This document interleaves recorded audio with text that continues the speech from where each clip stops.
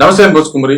జనసేన అధినేత Andhra Pradesh deputy CM Pawan Kalyan గారి మీద ఆంధ్రప్రదేశ్ లో ఉన్నటువంటి 9,000 కోట్ల రూపాయలు విలువ చేసేటువంటి పరిశ్రమని తెలంగాణకి వెళ్లిపోయేలాగా చేసినటువంటి దాంట్లో కక్షపూరితమైనటువంటి రాజకీయంలో కీలక భూమిక పోషించినటువంటి మాజీ ఐఏఎస్ విజయ్ కుమార్ అనేటువంటి వ్యక్తి పవన్ కళ్యాణ్ గారి మీద కేసు పెట్టాడు అనేటువంటి విధంగా ఇప్పుడు చర్చ అయితే జరుగుతుంది. విపరీతంగా సోషల్ మీడియాలో ప్రచారం జరుగుతుంది. అసలు ఈయన కేసు ఎందుకు పెట్టాడు? పవన్ కళ్యాణ్ గారు నిజంగా తప్పు చేశాడా? నిజంగా ఈ ఐఏఎస్ విజయ్ కుమార్ అనేటువంటి వ్యక్తి దేశభక్తుడా లేకపోతే ఎవరు భక్తుడు అనేటువంటి విషయాన్ని తెలుసుకునేటువంటి ప్రయత్నం చేద్దాం. దీంట్లో 2 పాయింట్లు. ఈ 2 పాయింట్లు తెలిస్తే ఆటోమేటిక్ గా ఈ విషయం బయటకు వచ్చేస్తుంది. నెంబర్ 1, పవన్ కళ్యాణ్ గారు నిజంగా తప్పు చేసాడా చేయలేదా? నెంబర్ 2, ఈ మాజీ ఐఏఎస్ విజయ్ కుమార్ అనేటువంటి వ్యక్తి చెప్తున్నటువంటి కథ ఏంటి? నెంబర్ 1, ఈ మాజీ ఐఏఎస్ విజయ్ కుమార్ అనేటువంటి వ్యక్తి జగన్మోహన్ రెడ్డి గారి హయాంలో ఈ పొల్యూషన్ కంట్రోల్ బోర్డు సెక్రటరీగా పనిచేసేటువంటి వ్యక్తి. ఈయన అడ్డం పెట్టుకుని తెలుగుదేశం పార్టీ మీద కక్షపూరితంగా వ్యవహరించేటువంటి రాజకీయాల్లో భాగంగా గల్లా జయదేవ్ గారి కుటుంబాన్ని టార్గెట్ చేస్తూ వాళ్ళకి సంబంధించినటువంటి పరిశ్రమని దాన్ని మూసివేయడం కోసం ఈ పొల్యూషన్ కంట్రోల్ బోర్డుకు సంబంధించినటువంటి తను ఉపయోగించుకుని మాజీ ఐఏఎస్ విజయ్ కుమార్ ఉపయోగించుకొని దాన్ని మూసేశారు, దాన్ని అక్కడి నుంచి తరిమేశారు. ఏదో స్ట్రెస్ ఎక్కువైందని చిన్న చిన్న ప్రాబ్లమ్స్ చూపించి ఏదో పొల్యూషన్ ఎక్కువ అవుతుందనేటువంటి విధంగా దశాబ్దాల నుంచి లేనటువంటి ప్రాబ్లం ఇక్కడ జరుగుతుందనేటువంటి విధంగా కక్షపూరితమైన రాజకీయంలో భాగంగా గల్లా జయదేవ్ గారి ఫ్యామిలీని టీడీపీ పార్టీని టార్గెట్ చేసేటువంటి క్రమంగా కొన్ని వేల మందికి పరోక్షం కొన్ని లక్షల మందికి ఉపాధి కల్పించేటువంటి ఒక పరిశ్రమని తెలంగాణ తరిమేస్తే అక్కడ ఆహ్వానించి కేటీఆర్ గారు ఈ పరిశ్రమలో ఎలాంటి తప్పు లేదు, ఇది మేము ఆహ్వానిస్తున్నటువంటి విధంగా వాళ్ళు తెలంగాణ పెట్టుకునేటువంటి విధంగా చేసినటువంటి కుట్రలో ఇతను కీలకమైనటువంటి భూమిక పోషించాడు. పవన్ కళ్యాణ్ గారి మీద హైకోర్టులో పిటిషన్ వేసినటువంటి వ్యక్తి కీలక భూమిక పోషించాడు అనేటువంటి విధంగా ఇప్పుడు వస్తున్నటువంటి వార్తలు చాలా మంది ప్రస్తావిస్తున్నటువంటి అంశాలు. మరి దీని మీద ఆయన మీద ఎప్పుడు ఎంక్వైరీ చేయబోతున్నారు? ఇది చాలా మంది డిమాండ్ చేస్తున్నటువంటి పరిస్థితి అయితే ఉన్నాయి. సోషల్ మీడియా వేదిక డిమాండ్ చేస్తున్నారు. ఈయనేమో దేశభక్తుడా? ఈయన పార్టీ ఏదో పెట్టాడు, ఆ తర్వాత ఎంపీకి ఏదో పోటీ చేశాడు, ఓడి పెడితే తీసేయండి. ఇప్పుడు పవన్ కళ్యాణ్ గారి మీద హైకోర్టులో వేసినటువంటి పిటిషన్ నిలుస్తుందంటే అది అయ్యేటువంటి పని కాదు, జరిగేటువంటి వ్యవహారమే కాదు. పవన్ కళ్యాణ్ గారికి వాట్ ఈజ్ వాట్ తెలుసు, నిజాయితీ తెలుసు, ఎలా వ్యవహరించాలో తెలుసు, ఏ టయాన్ని ప్రజలు కేటాయించాలి, ఏ టయాన్ని తన పర్సనల్ గా ఉపయోగించుకోవాలనేటువంటి విషయం ఆయన పవన్ కళ్యాణ్ గారికి బాగా తెలుసు. ఈ విజయ్ కుమార్ అనేటువంటి వ్యక్తి పక్క చీప్ పబ్లిసిటీ స్టంటే పవన్ కళ్యాణ్ గారి మీద పిటిషన్ అనేటువంటి విధంగా కూడా చర్చించుకున్నటువంటి పరిస్థితులు అయితే ఉన్నాయి. ఈ ఐఏఎస్ విజయ్ కుమార్ అనేటువంటి వ్యక్తి జగన్మోహన్ రెడ్డి గారి వీర భక్తుడు, వీర విధేయుడు అనేటువంటి విధంగా చెప్తున్నారు. బట్ ఈయన మీద ఖచ్చితంగా ఎంక్వైరీ జరగాలనేటువంటి విధంగా డిమాండ్లు వ్యక్తం అవుతున్నాయి. ఇంకా ఈయన పవన్ కళ్యాణ్ గారి మీద ఏమని పిటిషన్ వేశారు? ఇది అందరూ తెలిసినటువంటి విషయమే. పవన్ కళ్యాణ్ గారు ప్రజాధనాన్ని దుర్వినియోగం చేస్తున్నాడు. ఎలా అంటే ప్రభుత్వం ఇచ్చినటువంటి సెక్యూరిటీని ఉపయోగించుకున్నాడు, ఆ సెక్యూరిటీకి ప్రజాధనం మీద శాలరీస్ వచ్చేది, అది దుర్వినియోగం అవుతుంది.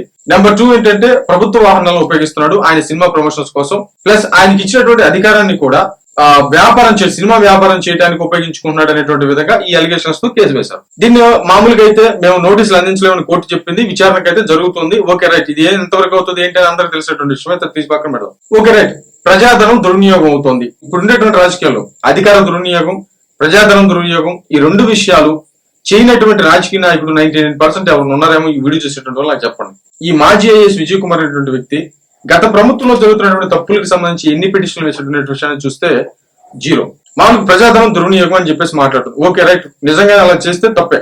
మరి ప్రజాధనం దుర్వినియోగం ప్రతిసారి పిటిషన్స్ వేయాలి కదా. పబ్లిసిటీ కోసం గత ప్రభుత్వం చేసినటువంటి అనేకమైనటువంటి స్టంట్లు, పేపర్ యాడ్ల దగ్గర నుంచి, టీవీ యాడ్ల దగ్గర నుంచి, అదే విధంగా స్టిక్కర్స్ కల్పించేటువంటి విధానం దగ్గర నుంచి, వాలంటీర్లని సొంత పార్టీకి సంబంధించిన సర్వేల కోసం ఉపయోగించుకున్నటువంటి దగ్గర నుంచి, లేకపోతే ఆ వాలంటీర్ల చేత చేయించుకున్నటువంటి పార్టీ పనులకు సంబంధించి కానీ, లేకపోతే సిద్ధం మహాసభలకు వాలంటీర్లని జనాలకు తోలించేటువంటి విధానానికి సంబంధించి కానీ, వాళ్ళకి ఇచ్చేటువంటి డబ్బు కానీ, కట్టినటువంటి జెండాలు కానీ, తోలినటువంటి బస్సులు కానీ, ఇవన్నీ కూడా ప్రజాధనం దుర్వినియోగమే. ప్రజల కోసం ఉపయోగించేటువంటి డబ్బుని పార్టీ ప్రయోజనాల కోసం వాలంటీర్ల దగ్గర నుంచి సిద్ధం సభలకు వాడేటువంటి బస్సుల దాకా ప్రజాధనాన్ని ఉపయోగించి చేశారు అనేటువంటి అనుమానాలు ఉన్నాయి. మరి వీటి మీద ఎంక్వైరీ చేయమని ఏ రోజన్నా ఆయన పిటిషన్ వేశాడా?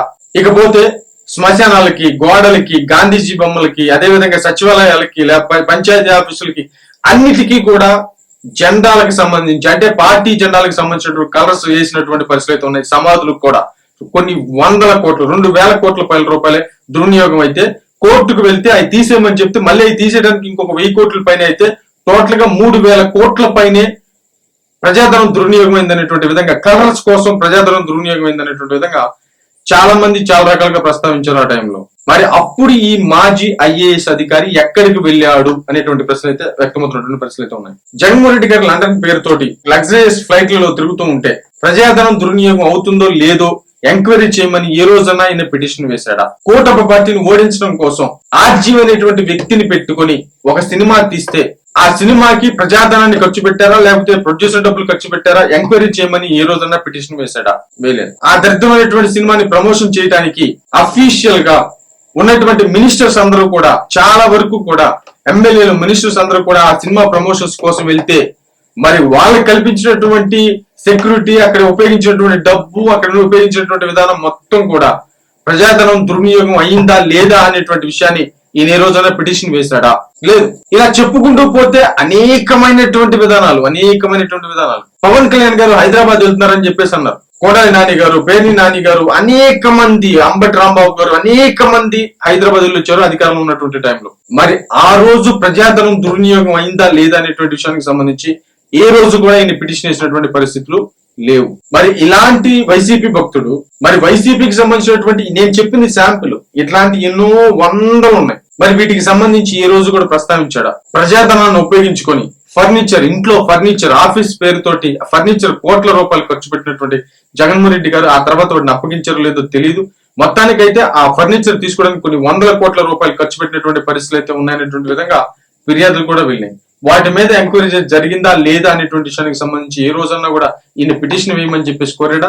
మరి ఆ టైంలో రాష్ట్రంలో దౌర్జన్యాలు జరుగుతున్నా, కక్షపూరిత విధానాలు జరుగుతున్నా, మద్యం కుమారాలు జరుగుతున్నా, మరి డైరెక్ట్ గా సిట్టింగ్ ఎంపీలు తీసుకెళ్లి కొడుతున్నా, లేకపోతే మనుషులు చంపేసి డోర్ డెలివరీ చేస్తున్నా, లేకపోతే ప్రశ్నించినటువంటి వ్యక్తులను, డాక్టర్లను చంపేస్తూ ఉన్నా, లేకపోతే వాళ్ళని శిరోమున్నాలు చేస్తున్నా, ఏం చేస్తున్నా కూడా ఎంక్వైరీ చేయమని ఈయన ఏ రోజు కూడా పిటిషన్ వేసినటువంటి పరిస్థితులు లేవు. మరి ఈ దేశభక్తుడు ఇప్పుడు బయటకు వచ్చి పవన్ కళ్యాణ్ గారి మీద వేసినటువంటి పిటిషన్ హాస్యాస్పదం అనేటువంటి విధంగా చాలా మంది ప్రస్తావిస్తున్నారు. అసలు ఆ హరిహర వీరమలకు సంబంధించి ప్రమోషన్స్ ఎలా జరిగాయి వాళ్ళకి తెలుసా?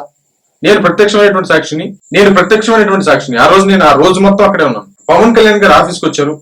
ఉదయం నుంచి సాయంత్రం నైట్ 11:30 దాటిపోయింది. 11:30 వరకు కూడా మనిషి జస్ట్ షర్ట్లు మారుస్తున్నాడు అంతే, ఇంకేం లేదు. వచ్చేటువంటి ఛానల్స్ వస్తున్నాయి, వేసేటువంటి వాళ్ళు ఇంటర్వ్యూ చేస్తున్నారు, వెళ్ళిపోతున్నారు. పవన్ కళ్యాణ్ గారు అనేటువంటి వ్యక్తి షూటింగ్ కూడా మామూలుగా గవర్నమెంట్ అంటే 8 to 9 hours అంటే గవర్నమెంట్ టైం ఏదైతే ఉందో, ఆయనకి అఫీషియల్ గా చేయాల్సినటువంటి టైం ఏదైతే ఉందో ఆ టైంలో ఆయన ఖచ్చితంగా ఏ రకమైనటువంటి షూటింగ్లు పెట్టుకోలేదు. ప్రొడ్యూసర్స్ కానీ అందరికి చెప్పింది ఏంటంటే, నేను పలానా టైం టు పలానా టైం, నా సొంత టైం, ఆయన నిద్ర మానుకొని ముందుగానే నిద్ర లేచి ఆ ఉన్నటువంటి 2 hours వాళ్ళకి ఇస్తే ఆ 2 hours లో సినిమాని ఫినిష్ చేయమని చెప్పాడు. ఖచ్చితంగా ప్రజలకు ఉపయోగించేటువంటి టైంని దుర్వినియోగం చెయ్యనని చెప్పాడు. ప్లస్ పవన్ కళ్యాణ్ గారు ఏ ఫంక్షన్ లో పాల్గొన్నా కూడా నిర్మాతే ఖర్చులు పెట్టుకున్నాడు. ఇది రాబోయేటువంటి రోజుల్లో తెలియబోతోంది. సెక్యూరిటీని కూడా ఆ రోజు ఇంటర్వ్యూ జరిగి మొత్తం కూడా సెక్యూరిటీ బయటే ఉంది తప్ప ఏ రోజు లోపల ఒక్క సెక్యూరిటీని కూడా ఉంచలేదు. సొంత సెక్యూరిటీ మాత్రమే ఉంది. సొంతగా ఆయనకి ఎప్పుడు ఉండేటువంటి సెక్యూరిటీ మాత్రమే ఉంది.